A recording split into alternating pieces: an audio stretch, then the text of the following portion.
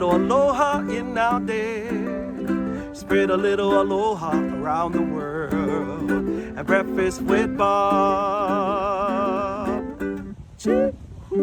Thank you, Poncho Man. Welcome back, everybody. Breakfast with Bob, our not quite Kona edition. My name is Bob Babbitt. We are brought to you by Master Spas. As fuels go longer, Hoka Let's Fly, Form Smart Swim Goggles, Zoot, the original triathlon brand, Premium Plus Sports, and of course, our Challenged Athletes Foundation. In our first 30 years, we've raised over $159 million and sent out 44,000 grants to keep challenged athletes in the game of life through sport. Our next guest, huge impact this weekend. Ironman Texas, first race as a pro. He was third, 21 seconds off winning the race, his first time out. Plus, he's also in medical school at the same time. I don't know how he does it. Matthew Marquardt joins us. Matthew, how you doing? Good. How are you? Thanks so much for having me. Matthew, I'm imagining sleep must be an endangered species for you when you're talking about training as a professional triathlete and then trying to be in medical school at the same time. How the hell are you balancing all this?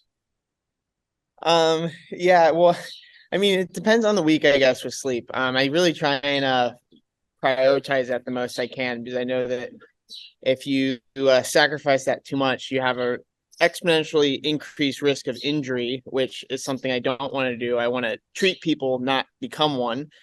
Yeah, no, you just focus one day at a time and somehow it all gets done. So growing up was primary sport swimming? Yeah. So growing up, I mean, really through high school, I did almost every sport. In high school, I was a 13-sport varsity athlete. Wait. Soccer, lacrosse. How many sports? I was a 13-time varsity athlete at my high school. So I did 5 different sports: lacrosse, soccer, track, cross country, and swimming. And then in college, I was forced to focus on one. So I picked the one that I was the best at, which was swimming. At Princeton? Yep, at Princeton. Okay. And when did triathlon enter your life? So triathlon, I kind of did like a race or two when I was younger, but it really kind of picked up just under 2 years ago. So 2021, my senior swim season was canceled as a result of COVID. And one of my teammates had signed up to do 70.3 Eagleman. And I was kind of looking for something to do that spring, just to really keep myself in shape for graduation. I had no intention of doing more than that first race. So I signed up for 70.3 Gulf Coast in spring of 2021. I used someone else's bike. I didn't own a wetsuit at the time, so I was borrowed a wetsuit, and I ended up getting 4th overall in that race in a time of 4:05 in my first race, and that qualified me for 70.3 Worlds for 18 to 24-year-olds, and I was like, okay, like I'll go do that. But that was 6 weeks into med school, and so I was like, I'll do that, and then I'll be done. Like, right. Yeah. But my coach, Andrew Yoder, I think saw more. And so he kept trying to plant the seed that, hey, there might be something else here. And so I went to 70.3 Worlds, got second in my age group. Now, was that St. George? Yeah, St. George, 2021. Yeah. I got second in my age group. And then we kind of made the big decision of like, okay, what do we do from here? And we decided, all right, we'll do one full season, because the first season was kind of like a half job, and kind of see what happens from there. And that was last season, which obviously went incredibly well. And so now we're here as a professional. So it's really been a whirlwind. I never, ever, ever expected to be doing triathlon at this level, and especially never expected to do it at this level in med school. So it's been a really fun journey. Well, and so you were Ironman Worlds in Kona last year, and you won your age group, 3rd amateur overall. Is that when it was like, okay, and would you go 8:35? Yeah, I was 8:35. So I was 8:35:49. Yeah. So I was the number 1 age group on day 2. Starting like an hour and a half after the pro women started. So it was a rough day with the heat and everything later on. That's still pretty damn impressive. So at that point, did Andrew say, "Hey, let's go pro"? Yeah, no, I mean, I think really at that, really the race where it was clear that there was a future as a pro was Lake Placid last year. Mm, So in that one, Lake Placid, July 2022, I went what? I went 8:25, I believe. yeah, that's a tough course. And I on that course, and it was a super hot day, and I actually got fourth overall among the pros, and I was a minute and a half back from third among the pros. And so at that point, we were like, dang, maybe I should have gotten pro earlier. But no, really, the goal last year from the beginning of the season was to go to Kona and to win. And so even though it definitely left some prize money on the table, it was 100% worth it because we kind of finished the most important goal, which was to go to Kona and perform there. So when you go to Ironman Texas, and that was your first pro race, right? Yep, this was my first pro race. Did any of the pros even know who the hell you were? No, and that's how I wanted it to be.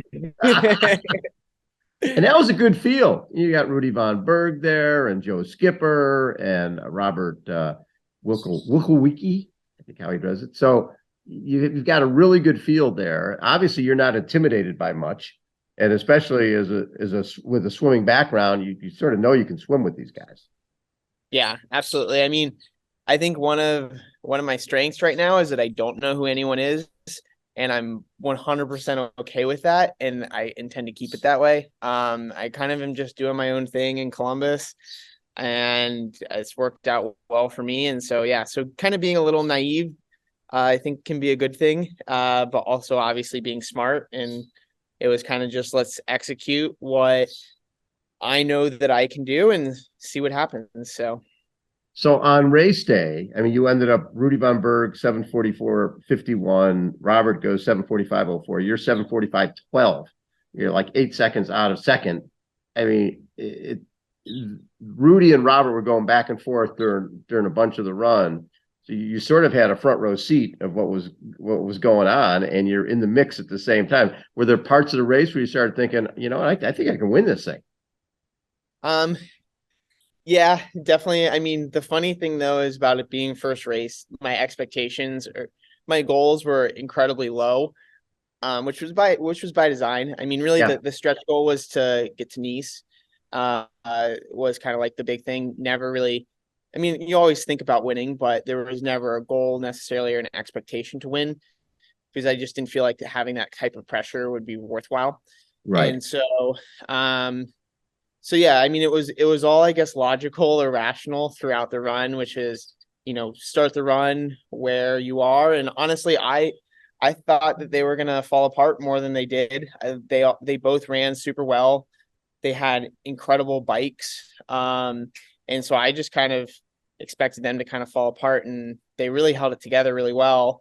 And then it was around, I guess, mile like 18 where people were like, they're starting to fade a little bit, put on the gas, and I was feeling really good. And so I started to put the pressure on and reeled them back slowly. And then probably caught them a little too late. And so they were able to surge and kind of get the first and second. And I didn't have much left. So settled with third, but was still incredibly happy about the result. Well, and when you look at results, 48:59 swim, 4:08:12 bike, 2:43:08, 7:45:11. That's the time of if somebody's been a seasoned pro, someone's been doing this for a while. First time out of the box, it's like the perfect race. 7:45 first time out, and you're going against Rudy's been doing this a long time. So top five, because it's North American Championships, top five get a World Championship spots. So what do you know about the Nice course? I know that it's hilly and it's technical, and that it's in France, and I love France, so I'm quite excited to be going there.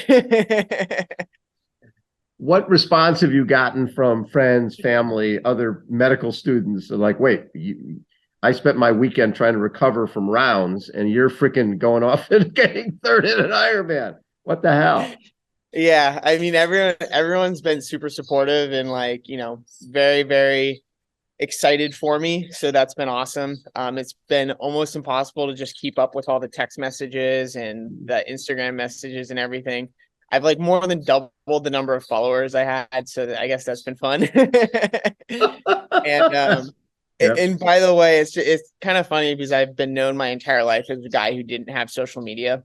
I got Instagram like less than a year ago, so it's just a little bit ironic, I guess. But yeah, no, the support kind of just all around has just been incredible, and I think a lot of people now, at least like within medical school, understand, I guess, why I do what I do for a while. I know that especially before this time last year, kind of the first semester of med school, when I was training a lot, everyone just thought that I was crazy or full of shit or something.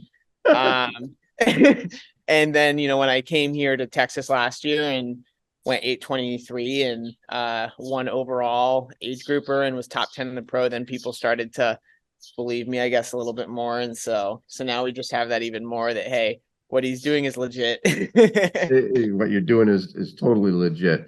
So you're in the second year med school at Ohio State? Correct. I just finished second year.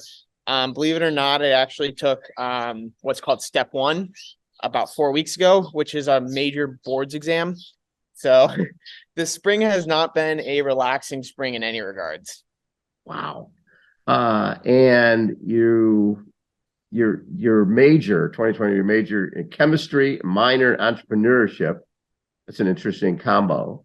And so 2 more years med school and then 7 years residency after that. Yeah, probably right around there. And where does triathlon, will you continue to do triathlon, or will it become harder and harder when you're doing residency?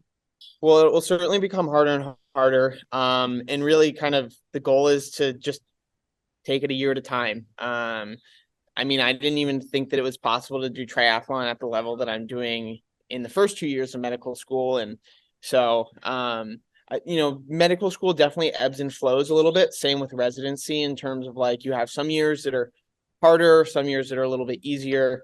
And so we'll kind of just be constantly adjusting. And Andrew Yoder has done a phenomenal job of dealing with my incredibly hectic schedule so far. So I have full confidence that we'll be able to kind of continue to do it to this level, like pretty much for as long as I kind of want. And the facilities on campus, obviously you've got a place to swim and good places to ride and run. Yeah. So I do probably 95% of my riding on an indoor trainer. Yeah. I almost never go out on the road for just a combination of safety and just also efficiency. Like it's just so simple, time efficient to just hop on a trainer and, ride for a couple hours and then off. There's not all the planning and getting the bike ready and everything like that. So I do most of my training indoors at my house. And then the medical school has a treadmill in the basement. And so I use that a lot in the winter. And then there's also a really good running trail very close to my house where I live as well. And then, then OSU has a great pool that I train in. So everything is like pretty much right where I need it. And so it's very efficient. What type of doctor do you want to become? So I either want to do head and neck cancer, which would be through an ear, nose, and throat residency, or be a neurosurgeon specializing in skull base.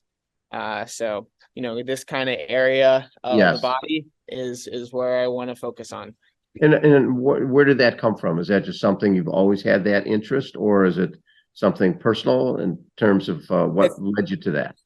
It's a little bit of both. So the focus on cancer has been more just I've had a fair number of people in my life, friends and family, that have been diagnosed with cancer. And so that kind of motivates me to work in that area, having seen all of them go through treatment and all of that. And then surgery, I'm just very 3D oriented, kind of visual. I like making things. I like working with my hands. I like the precision. I love the performance of surgery in particular, and the ability to kind of have a direct, very quick impact on someone's life. And then, neurosurgery and head and neck cancer, they're hard procedures. They're really fascinating surgeries, and you can have a huge impact on someone's life. So that's kind of why I've kind of zoomed in on those two. So as a meticulous type of guy, this sport fits right in because there's all the absolutely. your hand position in the swim and everything on the bike, all the technology there. This has opened up a whole new can of worms for you to get involved with. Absolutely. No, all the details required to perform well definitely scratch the itch, as they say. Nice. And what was the response from the other pros? Because obviously you were right in there in the hunt with Rudy and Robert. What did they say to you after the race? I mean, I think everyone was just pretty shocked. But they were all very supportive and, you know, said congratulations and everything. So it was really awesome to kind of get that level of congratulations from those guys. That's very cool. Now, will you do any other racing between now and these? Yeah, so right now the plan is to do Ironman Coeur d'Alene, and you know, if I'm fortunate and get a US Open slot for PTO, maybe I would do that. But obviously, that would only be 2 pro races, so that's definitely a long shot. But that would be really, really awesome. And then there will be Nice, so that's kind of it. Will you spend some time in Nice beforehand to sort of acclimate to that course? It is a very technical course. Probably. We're figuring it out. we're figuring the plan out as we speak. So yeah, but I'll probably try and get there a little early just to get used to it and everything. Now, what do your folks think about all this craziness? Obviously, you swam in college and played all these different sports, so they know you as an athlete. But all of a sudden, you're on the world stage. Everybody's watching online as their son is shocking the world a little bit. Well, I mean, I think everyone's initial reaction, including my own, was, you know, would triathlon take away from medical school? You know, that was the big question about 2 years ago is, you know, I came to medical school to become a doctor, and it's important that I get the best education that I can so that I give the, you know, best care to my future patients as possible.